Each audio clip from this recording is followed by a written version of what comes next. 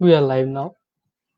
Okay. Hello, everyone. Good evening, and welcome to the eighth session of Karwaan Online History Festival Season 2. I'm Ishan Sharma, and right now I'm very nervous, of course, because this evening we are joined by a stalwart in the field of South Asian art history and an authority on the Mughal architecture, Professor Catherine Usher, all the way from the United States. Professor Catherine Usher is Professor Emerita in the Department of Art History at the University of Minnesota, and she is a specialist in Islamic and Indian art from 1200 to present. She is well known for her work on the Mughal dynasty and also worked on the patronage of their successors and predecessors, both Muslims and non Muslims. She has authored a numerous books, to name a few: Architecture of Mughal India, Hidden Gold Jain Temples of Delhi and Jaipur and Their Urban Context, Delhi Wall Changing Boundaries, and Delhi's Qutub Complex, the Minar, Mosque, and Mehrauli. A recipient of McKnight Research Award, she also co-edited India Before Europe and Perceptions of South Asia's Visual Past. Tonight, it is our proud privilege to have her with us to deliver a lecture on Delhi's Qutub Complex, Old Landscapes, and New Thoughts. Welcome, Professor Usher. Hello, everybody. It's a little odd to give this lecture without seeing anyone, but good evening to you. It's my morning here, so good morning to me. I want to start off by thanking Ishan for helping me with a myriad technical issues. I hope that everything goes smoothly. We had quite a bit of time figuring out how to deal with this PowerPoint, but welcome. So today, as Ishan mentioned, I'm going to speak about the Qutb complex. I'm basically assuming, or I imagine, that most of you know the complex, but very briefly, if you don't, or just to remind you, we have the famous courtyard with the iron pillar and the iconic minaret that we see here. To think about the Qutb complex, we need to think about the Ghurids who come to power in Afghanistan. And in 1191, they take what was then the Chauhan capital of Ajmer. And by 1193, they are into Delhi. We have to think about the Ghurids as the successors, culturally at least, of the important earlier Ghaznavid dynasty. And to understand the complex thoroughly, we have to understand that both the Ghaznavids and the Ghurids were really monumental patrons of monumental art and architecture, including this wall painting and the remains of this arch that I show you here. They were major patrons of minarets, of which we see one at Ghazni, and then the way it originally looked, as we see from this 19th century here. They were also patrons of large-scale architecture, including the tomb that you're looking at, and for monumental or large-scale calligraphy, as you see in this detail here from the 1200 mosque, the year 1200 mosque at Herat in Afghanistan. So these traditions come into play when we think about the Qutb complex, but of a special importance is the minaret at Jam, built by the Ghurids, in fact, built by the brother of the Ghurid who actually comes into Delhi, which is dated to 1194-95. And these are, as I said, important components that we have to think of. I'm going too fast. So the mosque was in Delhi at the Qutb complex, was commenced by the lieutenant, by the general of the Ghurid overlord, whose name was Muizuddin. We have inscriptions that indicate that this was underway by the very late 12th century, that is in 1196. Now, one of the things that we have to realize that I'm sure you all know is that the original mosque, the first phase of this multi-phase Qutb complex, was made of reused pillars. And we know that these pillars are really a focus of much scholarship that's gone on about the mosque, both not only in the scholarly, literary world, but also, excuse me, I'm having some sort of voice issue here, also in the sort of general understanding of it. We know that these reused pillars, as I said, have been the focus of attention. But one thing that we have to understand is that both the Ghaznavids and the Ghurids had a pretty good understanding of Indian art, and they appreciated it. For example, this carved panel that was discovered in Ghazni, that is the capital of both the Ghaznavids and the Ghurids from Afghanistan, was made by Indian artisans, as this detail of this female shows you here. They also had Indian construction techniques. For example, this so-called masjid, the Sangha Masjid, built in Afghanistan either by Indian craftsmen, which is very possible, because remember, Mahmud of Ghazni brought back many Indian artisans to work in his capital. This is built by Indian construction techniques. It has what are called corbelled arches. I'll talk about those in a minute, which are not true arches, which are Indian building techniques. And the superstructure of this building would have been made in the same manner that Indian temple superstructures are made. That is a series of concentric, increasingly smaller stones that are placed one on top of the other. So the idea that the Indic world was completely alien to these Ghurids who came in from Afghanistan is really simply not the case, and it's usually assumed that's the case. But one of the things that we might ask ourselves when we look at these pillars is intent, and we'll get back to that in a minute. Now, one of the things that I want to mention before we go any further is that the mosque that was commenced in Delhi by Aibak on the behalf of his Ghurid overlord Muizuddin today is called the Quwwat al-Islam Mosque, which means the mosque of the strength of Islam or the power of Islam. This is not its original name. As far as we can tell, this name came into existence in either the late 18th or early 19th century. It was the name that that was used in the 19th century, we know for sure.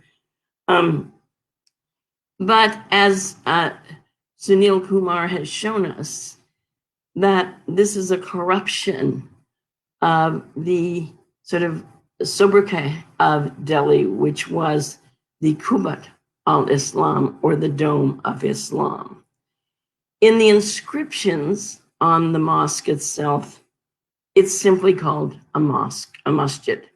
It is not given the name of the Quwwat al-Islam. Now, when the name was first written down in either around the late 18th century, it did not have a particularly pejorative meaning. However, in today's world, in the 21st century, it has a fairly pejorative connotation, suggesting that there was a sense of hostility and belligerence in the construction of the mosque. Let's think about that as we go on. Now, if we look at the format of the mosque on my left, I think it must be your right, you can see a plan of the mosque. It's not quite a plan of the original mosque because the large sort of blocks that you see in front of the prayer chamber are a slightly later addition. But if you compare it to the image on the other side of the screen, which is a plan of a mosque in Iran, you can see that the plan of the mosque basically follows well-known Islamic prototypes. That is, it has a central open courtyard with pillared galleries on all four sides. The side that faces the west, that is known as the Qibla, that is the direction of Mecca, the direction towards which all Muslims must pray, is slightly larger. And as you can see from the plan, if you know how to read a plan, those little circles on the plan that are open indicate that there were some sort of domed structure over this area, the area known as the prayer chamber. So if we look further, we can see that we know from an inscription over the north entrance to the complex, because it's dated to 1196, that at least 3 years after the Ghurids entered at Delhi, that is in 1196, that this mosque was well underway. If we go to the main entrance on the east side, I'm showing you a detail here, you can see that the entrance looks like an arch, but technically this is not a true arch. This is known as a corbelled arch, where the pieces of stone are stacked one on top of the other. And back in Afghanistan, back in the Iranian world, mosques usually had arched entrances, but those were made as true arches with a keystone that you can see in the image that I have on the screen. That is, it has a central stone that holds the other ones in place. Indian building techniques, traditional Indian building techniques, did not use true arches. Everything was built by corbelling, that is, by stacking one piece of stone on top of another. There is no superiority to either one of these building techniques. They are simply different. And as you know, from looking at splendid Indian temple complexes, all of which are built with a stacking technique, that you can build very superb architectural forms using a stacking or a corbelled technique. So we also see innovations where, again, here I show you an overall image of the entrance. And you can see that there's little niches on the side of the entrance on either side. I'm showing you a detail here. Now, these sorts of niches are found all over on Hindu temples or Jain temples, but in them, they usually have a anthropomorphic type image. That is an image that would have, let's say, a deity in it. Now, in Islam, in religious architecture and imagery, it is highly discouraged to have any anthropomorphic imagery. And so what we have here is a geometric design a diamond shape image that's been placed in there rather than having the image of a deity. Now, this is the open courtyard of the mosque, but you have to erase mentally the iron pillar that you see there and that large arch screen that we see there to understand exactly how the original mosque would look, okay? So it would have simply been a open courtyard surrounded on all four sides by pillars, of which you see a detail here. And these pillars, as you can see, are reused pillars. Now, let's first of all say two things. One is that these pillars were taken probably from the porches of temples. And the temple porch pillars were relatively short. So to make them of an adequate height, two were stacked together, one on top of the other. As you can see, there's not much of an attempt to match up the pillars. Rather, they were put together somewhat randomly. Before we go any further, let me say that in Islam, in order for the ruler's name to be read in the Friday sermon, an act which legitimizes the ruler, it's necessary to do so in a mosque. Hence, a mosque has to be built very quickly. So whenever Islam comes into a new area in historical times, reused materials were always used for the construction of a first mosque. This is true in the case, for example, of the great mosque at Cordoba in Spain, an example which you might know, which was built very early in the introduction to Islam. So these pillars, you can see, were put together somewhat randomly.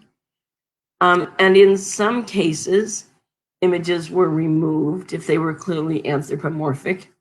But in other cases, you can see in this example here, this kind of Kurtimuka, this mythic face that we see, was not obviously anthropomorphic to the Gurud builders, and hence it remained. Now, one of the things that we might ask ourselves is, again, was the use of these pillars or the construction of these pillars, was it an act of hostility, or was there some admiration for Indian craftsmanship? We've already said that a mosque has to be built quickly, so materials at hand have to be used. If you think that, if we associate the name of the mosque with its late incarnation, that is the Quwwat al-Islam, we have this sense of kind of hostility, and there's the sense that perhaps these pillars were used to show the new power of Islam. However, we have to remember, as I've already shown you, that there's an appreciation for Indian craftsmanship. And moreover, if we look at these pillars carefully, you can see that the images that were removed were done so with great care. In other words, what we don't see when we look at these pillars is random acts of vandalism. We don't see things that are just smashed or chipped off, but rather those elements that are removed have been done so very carefully. Now, the side images, that is the galleries on the east, north, and south sides, the pillars have been put together somewhat randomly. However, this is not the case for the pillars in the prayer chamber. That is the area that I've marked in red with that arrow on the screen.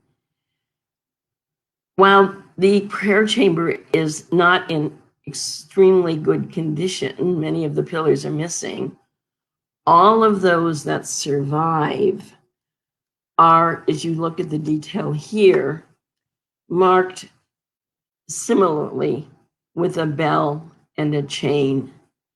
Now, as probably many of you know, this is an image that's very common on pillars in Hindu temples. Even today, many temples are still made with the chain and the bell.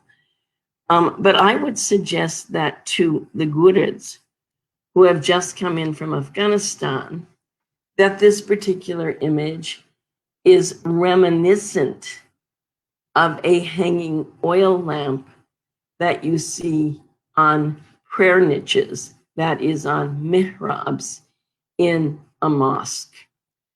And so I would imagine that to the eyes of the new Gurid overlords, that these bells and chains were meant to evoke the image of a oil lamp on a chain, which is a visual reflection of a Quranic verse, which likens God's presence to a lamp in a niche.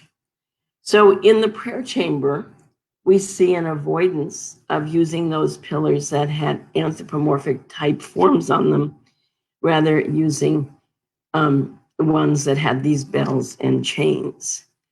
Now, if we go to the back of the mosque, we can see, as I mentioned, and as I'm sure been to the complex, you know that it's in a rather ruined condition.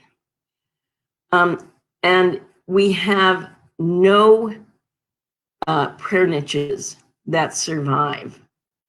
However, the back of the mosque does have on its wall an exterior prayer niche marker. This prayer niche marker is not centrally placed. And this means that there were once multiple prayer niches, multiple mihrabs, because in Islamic architecture and art, there is an overwhelming desire for symmetry. And to have this be symmetric, you would have to have a centrally placed prayer niche on one and other side. Now, this is an Indian Islamic innovation. In the rest of the Islamic world at this time, mosques had but a single prayer niche. And here we have multiple ones, probably inspired by multiple niches on temples. While we don't have any surviving prayer niche in the Qutb complex, we do have a prayer niche, a mihrab, from Ibek's mosque that he built a little bit later in the city of Ajmer that dates to 1199, and very possibly the original prayer niches, which no longer survive, looked somewhat like this. Now, in the year 1198, that is only 2 years after the basic construction of this mosque, the original mosque, a large arch screen was added in front of the prayer chamber. Now, some people have that original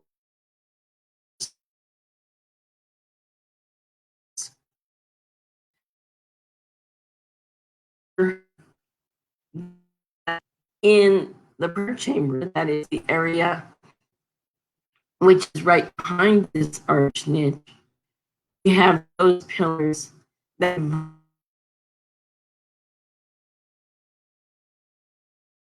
Rather, I think we can imagine that this enormous new screen was intended to evoke the appearance of great arched screens that would have been at mosques in both the Iranian world, of which Afghanistan was part of. This would have made the mosque seem more familiar to these service people, these military men who all come in from multiple places from Central Asia and Iran to serve under this new Gudrid sort of extension in India, okay? Now the Iron Pillar wasn't there yet, so don't erase that from your mind. Just look at this large arched screen. The arched screen is actually a remarkable work of art. I would suggest that if you, when and if the, well, I should say, the site opens again, and if you live in Delhi or in Delhi, that you go and visit it to look at its extraordinary craftsmanship. The screen originally had 5 arches, with the central one being the largest one. It's covered, and I'll show you some details, completely covered with very elaborate carving. The carving, in many ways, the linear format, the lines that go up and down, are reminiscent of textiles that we know existed at this time. This is a textile that was found actually in Old Cairo. They were used as burial wrappings. We know that there was an enormous textile trade in India at this time, earlier times as well. It also, the up and down registers of the mosque are reminiscent of horizontal registers or bands that you see on temples, but now to kind of follow this new format of this large arch screens, they're made vertical. One thing I should mention, I often get asked this question, is that the craftspeople have to have been Indians. The building material in Iran, in Afghanistan, was a brick. Stone quarries were few, and almost everything was brick. You cannot suddenly train someone who is been working in brick all their lives to suddenly start carving stone. Indians had many quarries, and they, for many, many centuries, had been carving magnificently in stone.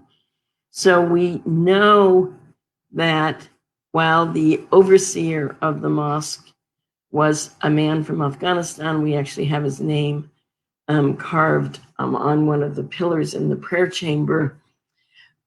We know that the craftspeople were Indian trained, were Indians who were adapting to the wishes of their new patrons. If we look at the detail at one of the lower parts of the screen, and this is on every one of the corners, you see that a creeper is growing from a pot. And of course, this is an old Indic tradition, as I'm showing you in this example from Deogar. I'm not trying to suggest that the Indian carvers knew about the image at Deogar. What I'm trying to suggest that this is a very long-standing and widespread tradition. If we look at the details, we can see that there is Arabic calligraphy. In fact, these are, except for the date of 1198, these are all verses from the Quran. And we can see that behind it, almost as if it's overwhelming the calligraphy, we can see that there is an amazing organic lotus creeper that goes throughout the image. If we compare it to a Ghaznavid example that I'm showing you there, you can see that the idea of having forms behind calligraphy was in existence. But if we look at the example from the Qutb complex, you can see that this is much more organic. It's living. It has many nuances to it in terms of the way that it's been carved. It has multiple levels. As you can see, we have a lotus that are growing from these great creeper that's going up through the verses. And you can see that some of the flowers look at us, some are buds, but others are turned away from us, and all we see is the back of the flower. Now, we all know that flowers turn toward the light. And we know that on those pillars in the prayer chambers, that is the direction in which those turned flowers are facing. We have pillars that are carved with what the Gurds would see as literally a metaphor, a visual metaphor for that Quranic verse that tells us God is the light of the heavens and the earth. So we can see that some remarkable things were going into the carving of this screen. If we look at the very top of the arches in this area known as the spandrels, you can see that there's circular patterns carved on them. These are reminiscent of some of the roundels that were at the minaret of Jam, that is that great sort of prototype for what we're going to see as the Kutub Minar. We can also see that these are formed just as are the domes on many temples that we have in India.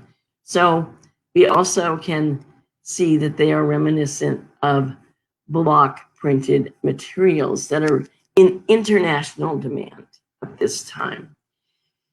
Again, if you look at the screen, you can see that this screen is carved from stone that is not a single color. It has colors that are red and green and beiges.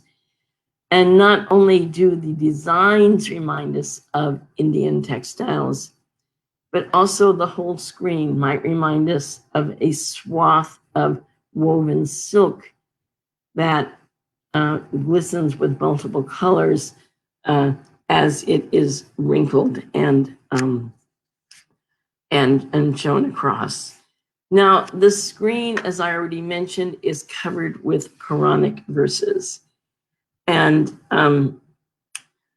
many people had assumed that these verses were directed towards non-Muslims.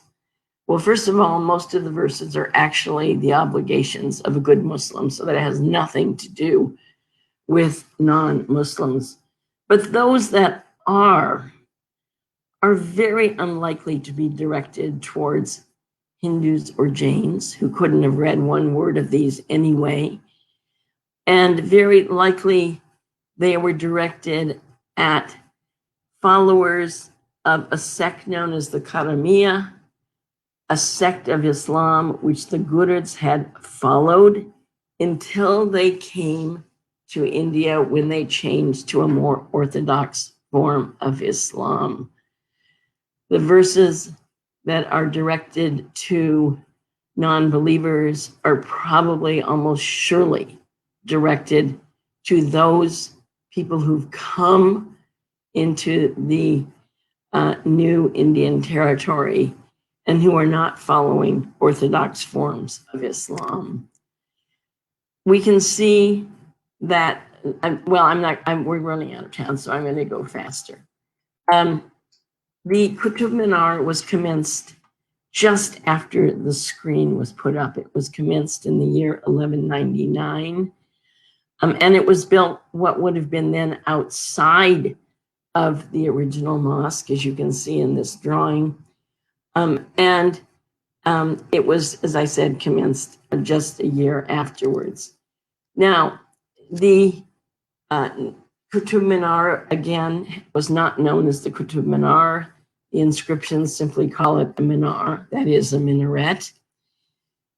It's very close to the burial site and dargah of Kutubuddin Bakhtiar Kaki, of whom Iltutmish, that is the second builder of this minaret, I'll get to this later on, was a devotee.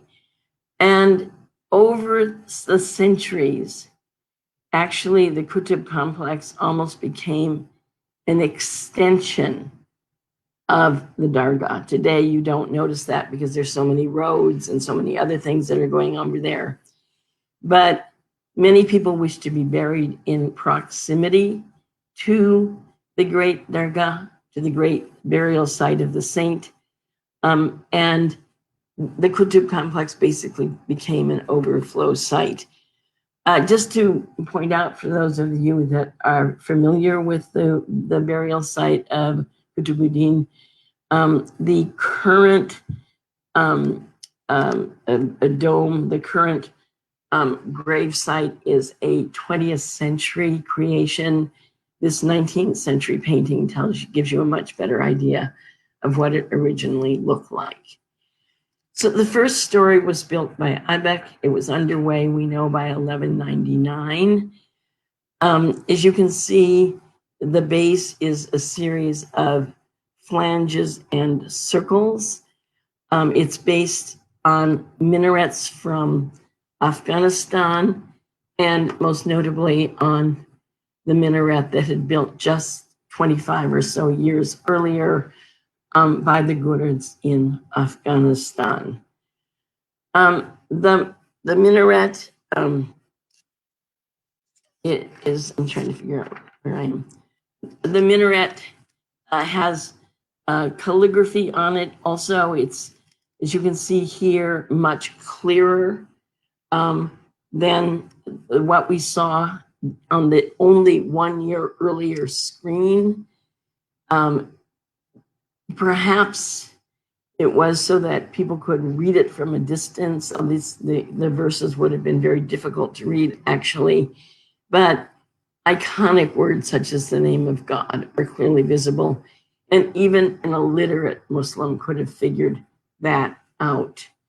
Now, the minaret has two types of verses. One are inscriptions that are from the Quran. Again, verses probably addressed to non-Orthodox Muslims.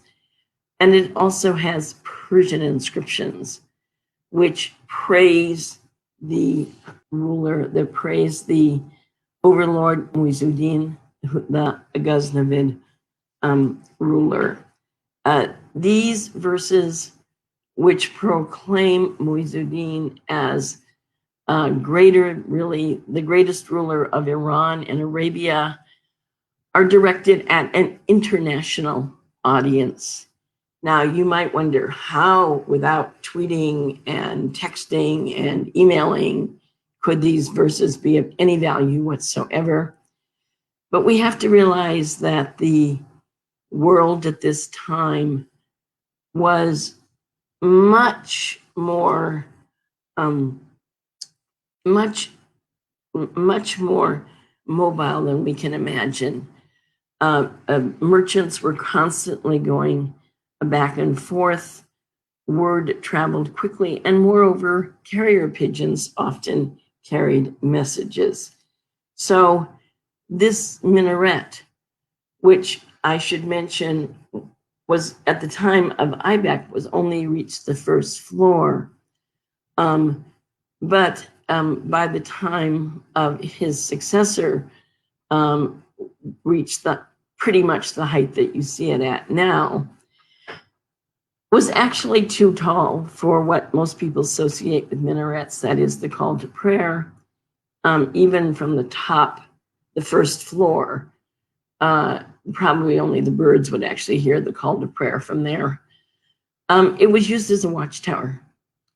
And this is the traditional role, the first and initial role of minarets in the Muslim world, were as watchtowers.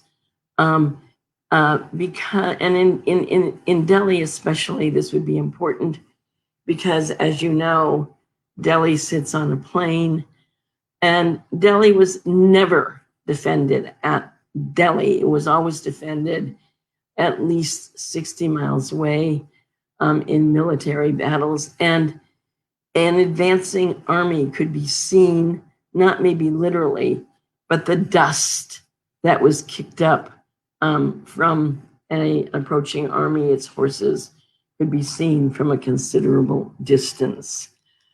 Aibak died, and his son-in-law came to the throne, Iltutmish, and he began to enhance Delhi, the city that was known as the Qubat al-Islam, the Dome of Islam, including a great water tank outside of the complex known as the Hawza Shamsi, which today is completely weed choked and was originally much, much larger. This was a charitable act. It was serving the citizens of Delhi. He enlarges the complex, and you can see from the blue line that we're doing here, I'm trying to speed up a bit.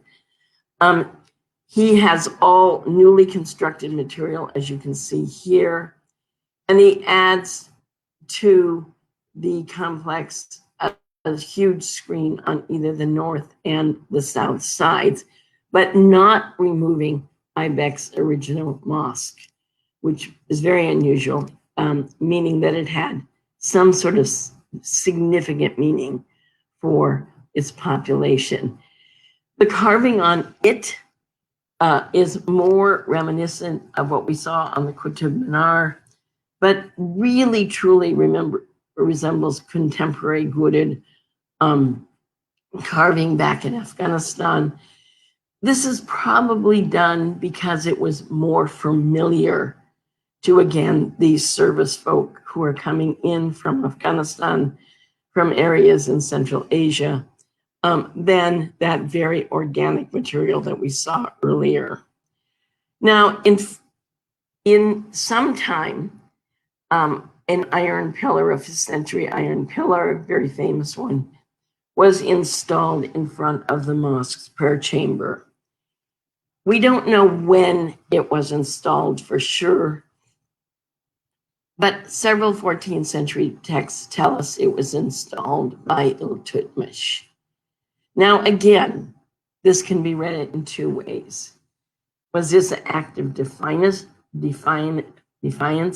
putting an ancient pillar in front of the prayer chamber? Or, in fact, was it simply following ancient Indic traditions where pillars were placed in front of temples? And this is a very, very long tradition. And here, I think we can read this as Iltutmish increasingly trying to show himself not only as a good Muslim ruler, but also as a legitimate Indian one as well. He adds additions to the Qutub Minar, but later sultans were doing this as well. He also builds himself a tomb. Now, while tombs had been built in areas that are today Pakistan, they had not been built in the area of Delhi, or what is today the nation state of India. So we have his tomb, which compares favorably to tombs in the area that he came from. But again, one of the innovations that we have, the fact that we have not one prayer niche inside of the tomb, but we have 3. So again, just as I suggested that there was innovations in the mosque, so too we have this in the tomb as well. The second thing that we see here is the use of white marble. We saw that the prayer niche from Ajmer was white marble, and here too we see white marble in the prayer niche, and as you can see in the corner of the cenotaph, suggesting that marble, white marble, was used for places, the areas that were considered to be highly charged and significant. There's not much that goes on with the mosque until the reign of Alauddin Khilji. We have to consider that it continued to be used, but not to be built. Now, as you know, the Khiljis expanded the Sultanate considerably, bringing great wealth, and Alauddin decided to enlarge the complex, not just enlarge it, but enlarge it 6 times its size. Now, of course, it was never finished. Why did he decide to do this? Well, he wanted to celebrate a so-called victory. That is, the Mongols from Central Asia had already made their way into Iran, had made their way into many, many places, going as far as Russia. And they were trying often to come into India itself. They were able to actually get to the walls of Delhi, and they suddenly realized that if they didn't leave, they weren't going to make it back through the mountains before the snows came. However, Alauddin decided to declare this as a victory for himself, and in celebration, he enlarged the mosque. What probably a real show of this is his uncompleted minaret, which of course I suspect would never have stood had it really been completed. But you can get an idea of the scale just by looking at the people that you're seeing here. The only part that was completed was the south entrance to what would have been his new expansion. As you can see, it is a large-scale gateway that introduces a new aesthetic, and I'll get to that in a minute. As you can see from looking at it, that it has multiple inscriptions on it, following the trend we've seen already. In fact, the contemporary poet, Amir Khusro, wrote that the inscriptions were so beautiful that it would almost seem as if the Quran was coming down from heaven itself. Well, in spite of his flowery words, in fact, the inscriptions are not particularly Quranic. Most of them are, in fact, are historical, and they praise Alauddin Khilji, likening him to the great rulers of pre-Islamic Iran. They are basically panegyrics praising this sultan. So we might want to ask ourselves, why do we suddenly have this change in stone? Why do we suddenly have an introduction of red and white stone here instead of that kind of multicolored beige that we were seeing earlier?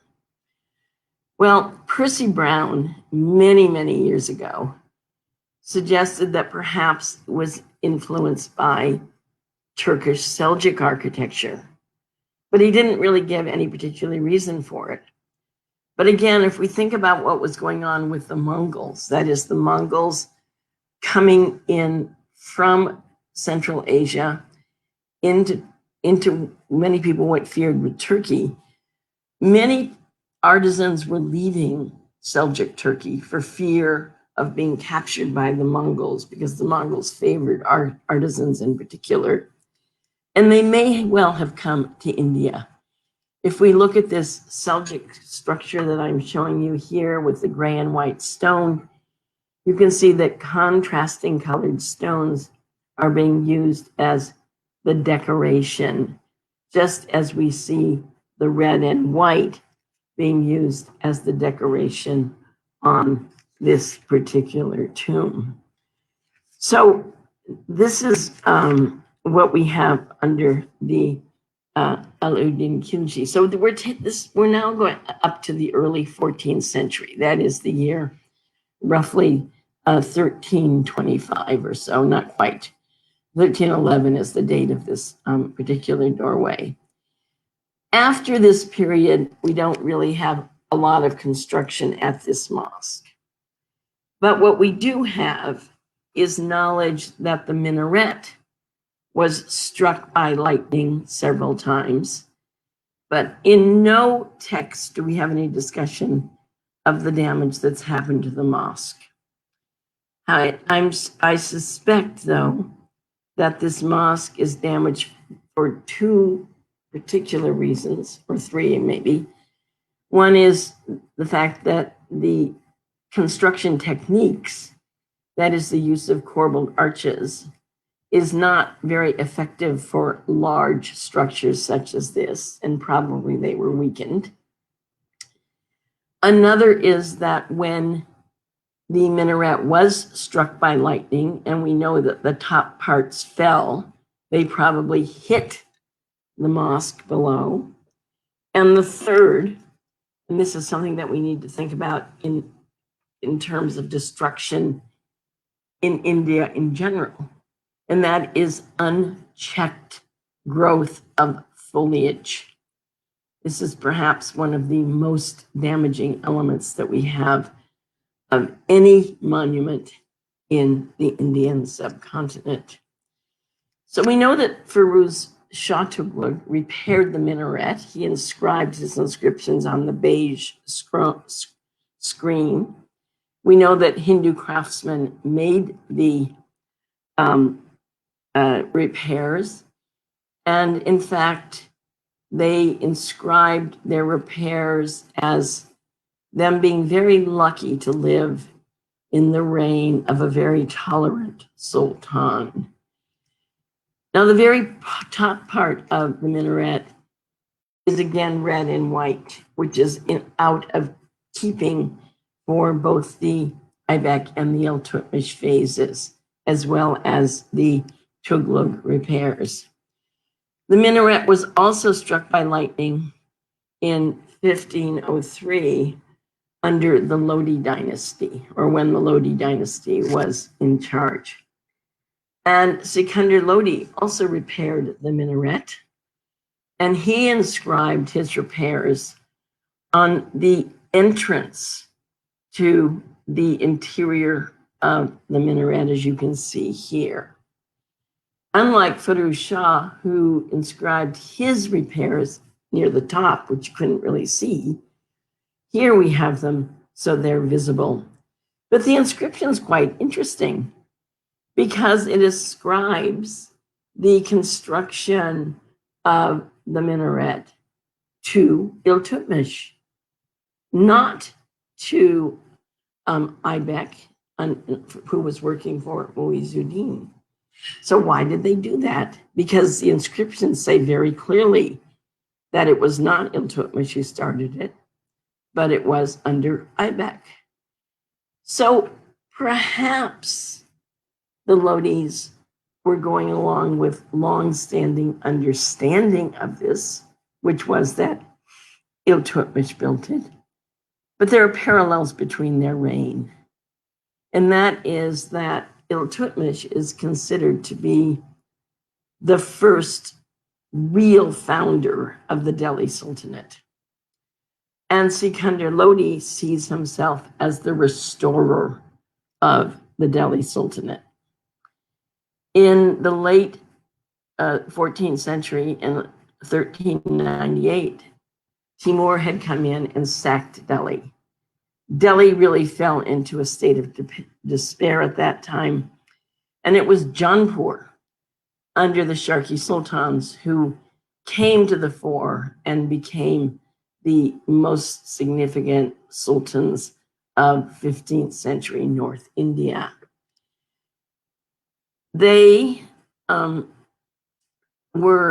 great patrons of art and just subscribed to international forms of art, the Sharkis.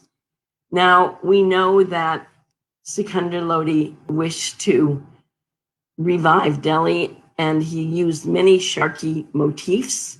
He also reintroduced the idea of color into Delhi's architecture, something that had vanished since the early 14th century. And while much of this color is faded today, it's hard to find.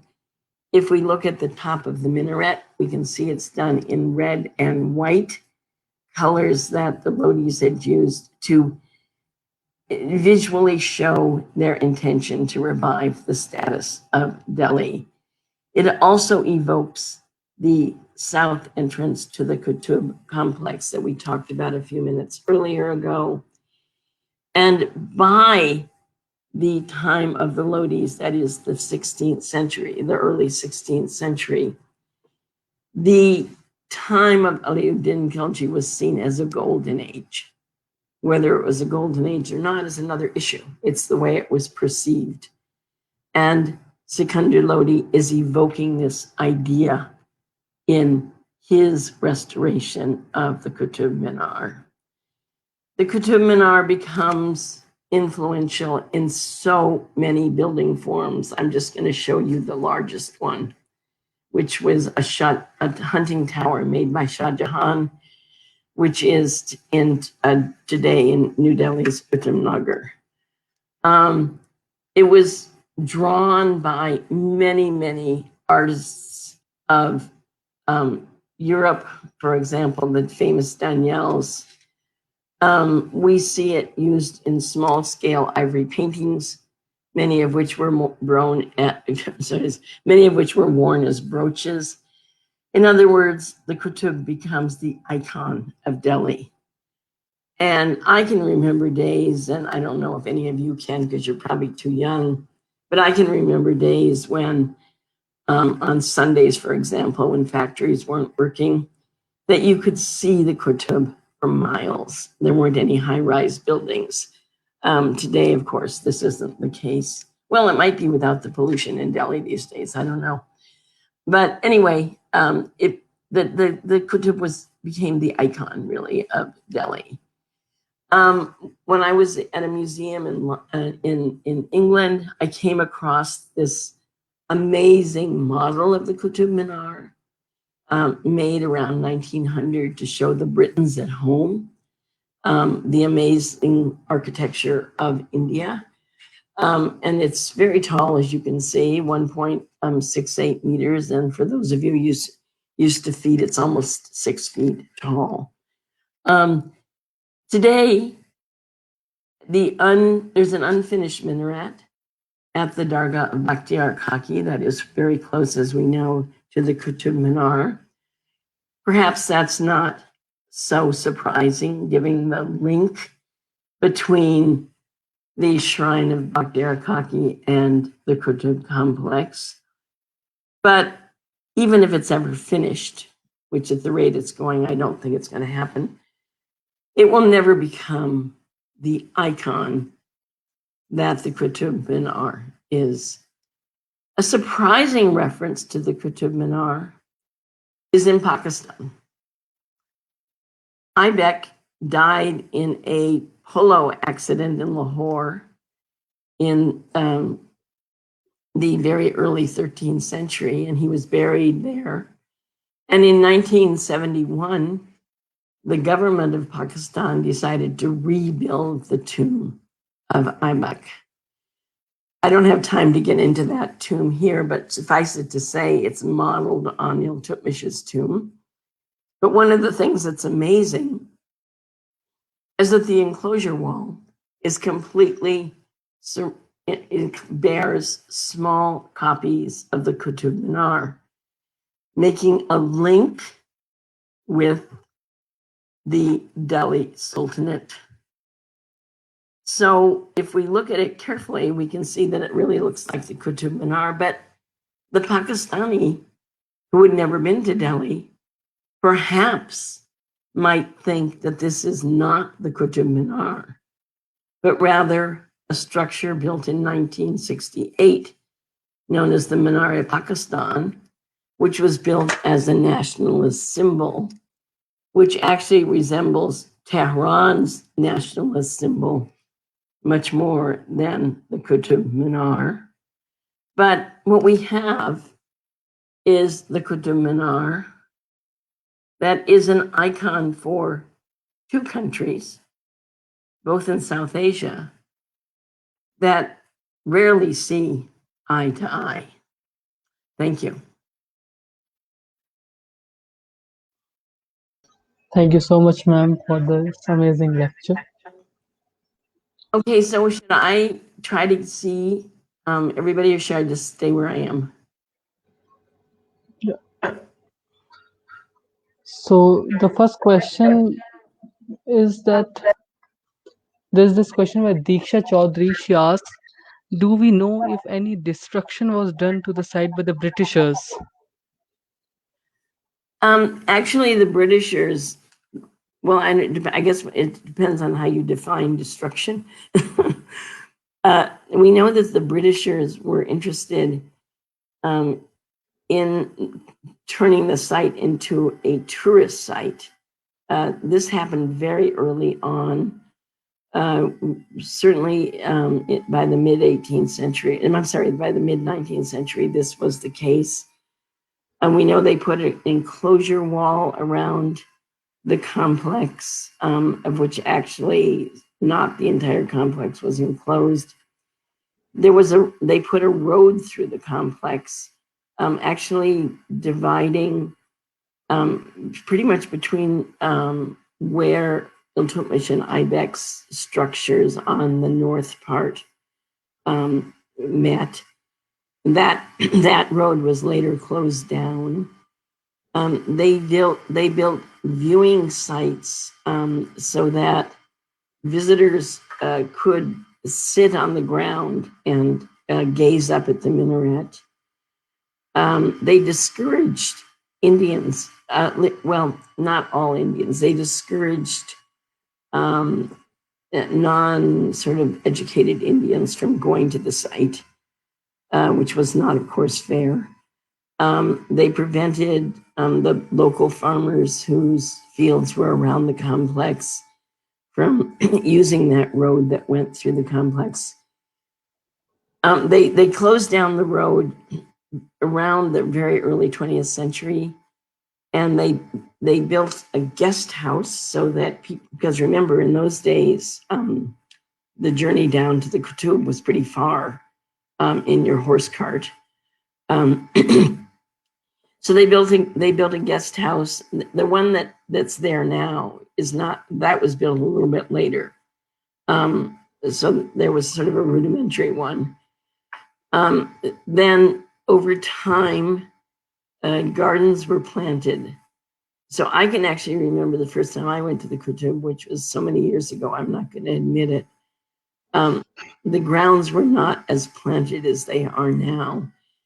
And as you probably know, the Archaeological Surveys branch, the Gardens branch, it does not try at all to figure out what the original planting might have been, but rather to plant a terrain that would be appealing to visitors. So I don't know if I've really answered your question, but I've at least tried to tell you what I know about, to some extent, what the British did.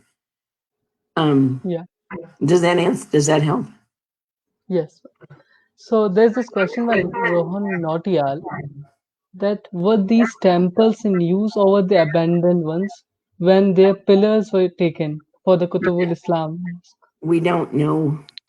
We don't have any chronicles that tell us that.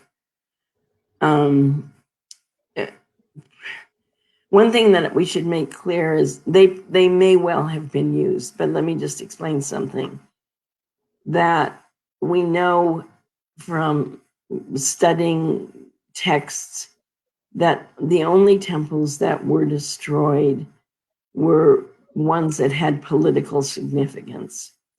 Now, these temples being on the site of a Chauhan's, this is not a Chauhan capital, it was a Chauhan frontier site, but still, I suspect they would have deemed as having political significance, so they may well have been destroyed. It's really not absolutely possible to know this answer, though. I realize I haven't helped. So Anibaran asks that, ma'am, is there any debate about the reinstallation of the Ashokan pillar there?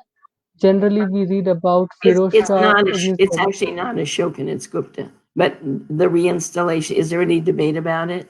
Yes, there's a lot. I mean, who did it? Is that what you're asking me? Yeah, Let me just say that we do not know for sure who installed that pillar. We know for sure. We know almost for sure that the pillar came from a distant site. It's been pretty thoroughly discussed, and it's accepted that it basically came from an area near Sanchi. It came from Udayagiri. Who brought it there and when is under debate. Some people believe that it came before the Ghurids entered India and that it was already there. Other people believe that perhaps the Chauhans brought it. The one thing that we do know for sure is that at the time of its construction, that is the 5th century, Delhi was a site of no significance, and so it would not have been made in Delhi. But whether Iltutmish brought it there or whether it was already there and then he installed it is something that various people discuss, and there's no absolute answer, but we do have several chronicles that tell us that Iltutmish was the one who installed it. Devashi's question is that the honeycomb designs of stone brackets in the balconies in the Minar are mature, but do we find any prototype of those anywhere else of the Qutb complex? Yeah, they're known as Muqarnas, and they're an Islamic, they're actually the only unique Islamic form.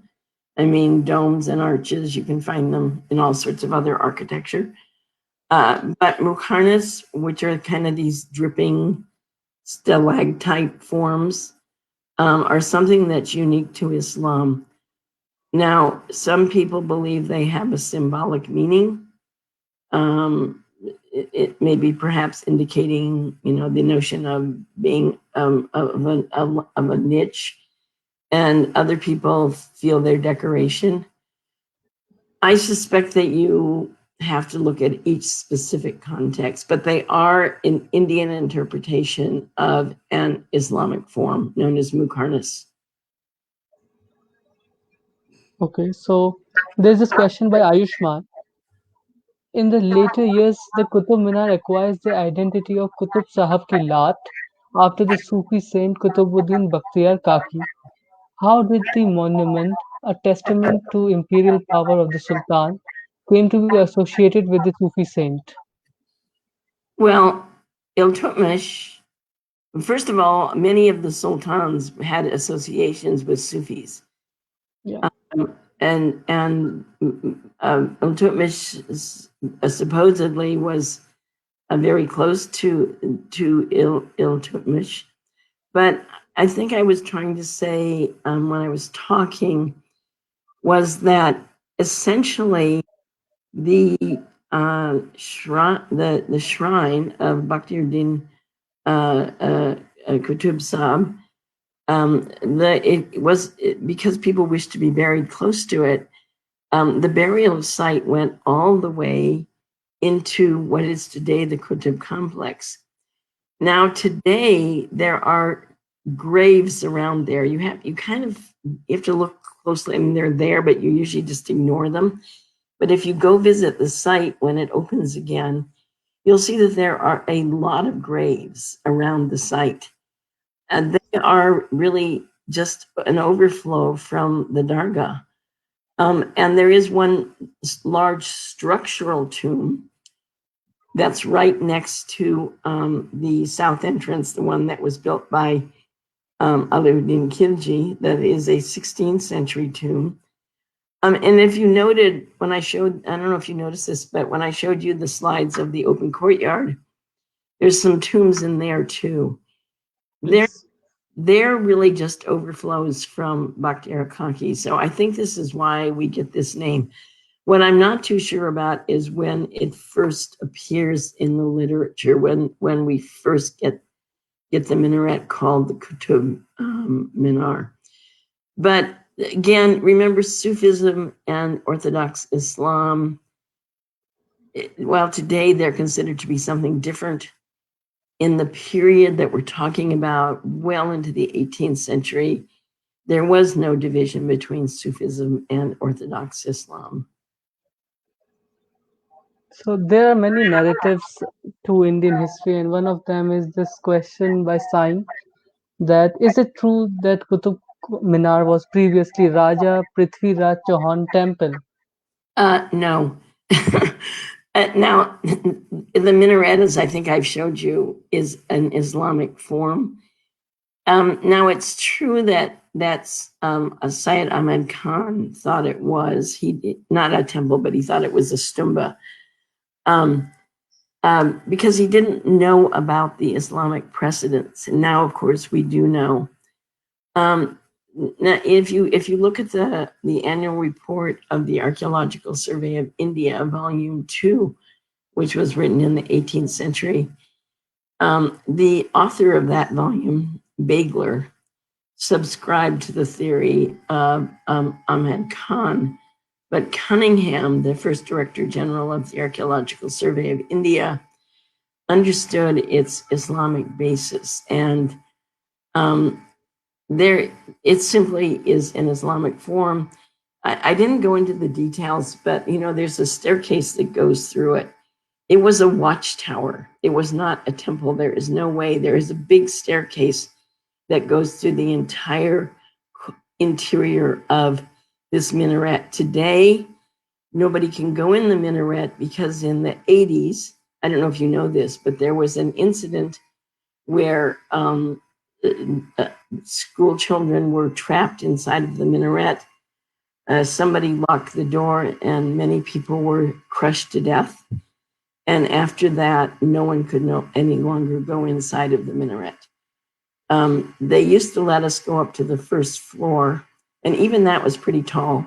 I actually have been to the very top of the minaret, but it is a watchtower. That is what it was originally meant for. And there is no way it could be a temple. It follows the format of other Muslim or other Islamic minarets that are used as watchtowers. Yes. So this will be the last question of today's session. This is by Nasir. He asks that do you think the lamp and chain design we see in the tombs of Lodhis and Sayyid dynasty ruler is somewhat derived from the lamp and chain design from the Aibak Mosque, which you have talked about in if that is the case, why do we see this mosque design in a tomb? Why do we see a lamp and chain in a tomb? I don't think I understand the question. I'm sorry. What he says, why do we see a lamp and a chain in a tomb? Yeah. Why not? I guess is my answer. I don't really, maybe I don't understand the question. The